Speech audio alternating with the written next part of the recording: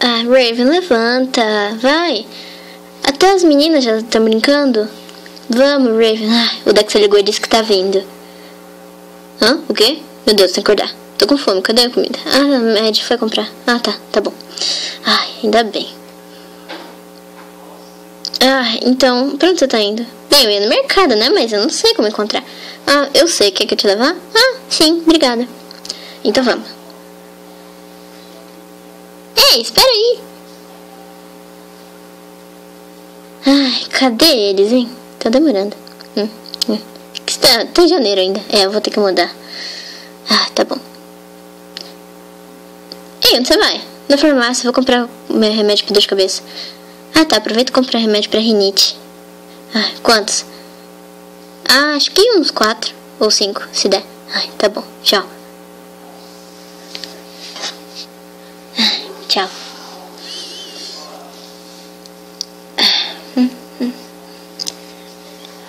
Ei, por que você parou? Porque você... Porque você tem que ir pra lá agora. Não vai ir pra lá junto comigo? Não.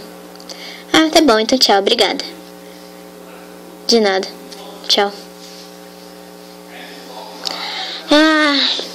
Vou comprar agora. Tomara que o Dexter já esteja chegando lá em casa, porque tô meio preocupada.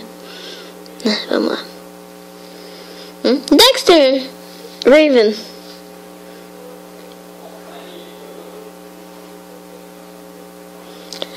Cadê eles? Estão demorando muito. O que vocês estão fazendo? A gente tá fazendo uma torre. Sabe, deixa eu te dar.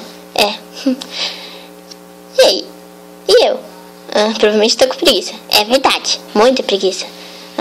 Tá bom, talvez. Pronto, agora já posso ir.